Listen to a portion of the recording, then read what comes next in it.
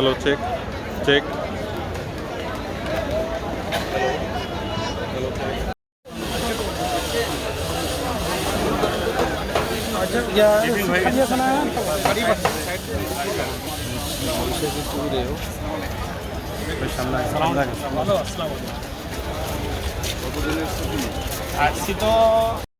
যে ভোটাধিকারের বিষয় নিশ্চিত করা, লেভেল প্লেইং ফিল্ড একটি মৌলিক বিষয়, আইন শৃঙ্খলা পরিস্থিতি যে অবনতি সেটা উন্নয়নের জন্য সরকারকে আহ্বান জানানো, জনগণের জানমালের নিরাপত্তার প্রশ্ন, সমস্ত বিষয়গুলি মূলত অগ্রাধিকার পাচ্ছে।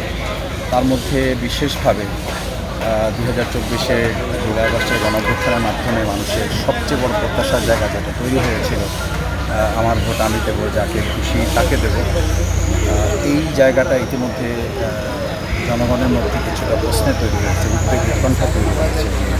আবার একটা হাসিনা মার্কা নির্বাচনের আয়োজন কোনো জায়গা থেকে কেউ করার অপচেষ্টা চালাচ্ছে।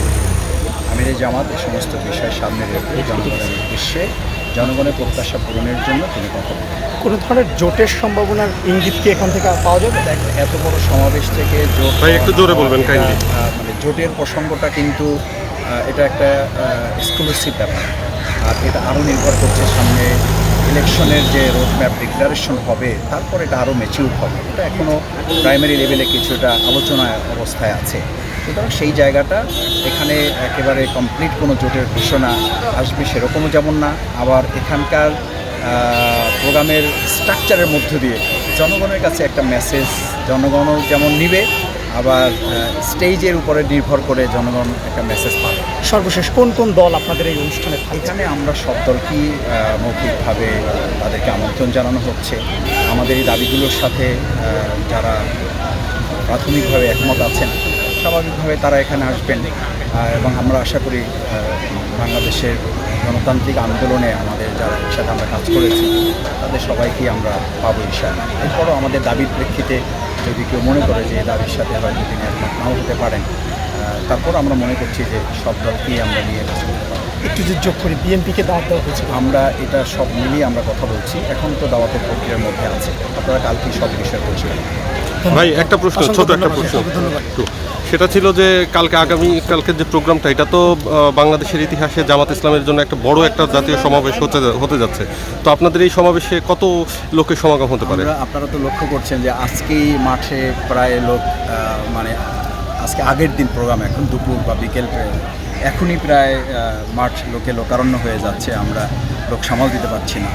তো আশা করছি যে আগামীকাল ঢাকার বিভিন্ন প্রান্ত থেকে লঞ্চ যোগে, ট্রেন যোগে, তারপরে বাস যোগে, প্রাইভেট যে বাহন আছে সেগুলোতে, এবং ব্যক্তিগতভাবে অনেকে যার মতো করে গাড়ি পাবে না এই শঙ্কায় অনেকে নিজের মতো করে চলে আসছে। এবং আমরা ইতিমধ্যে যে খবর পাচ্ছি প্রায় কয়েক লক্ষ মানুষ ঢাকাতে এখন অবস্থান করছে শুধু এই প্রোগ্রামের জন্য। আমরা আশা করছি যে কয়েক লক্ষ লোক এখানে উপস্থিত হবে এবং একটা বৃহৎ জাতীয় সমাবেশে হবে। শুধু ঐতিহাসিক সোহরাওয়ার্দী উদ্যান না, ঐতিহাসিক সোহরাওয়ার্দী উদ্যান ছাড়িয়ে পুরো ঢাকা মহানগরীটা জনগণের মহানগরীতে পরিণত হবে, একটা জনসমুদ্রে পরিণত হবে ইনশাআল্লাহ। অনেক ধন্যবাদ সবাই। অনেক থ্যাংক ইউ।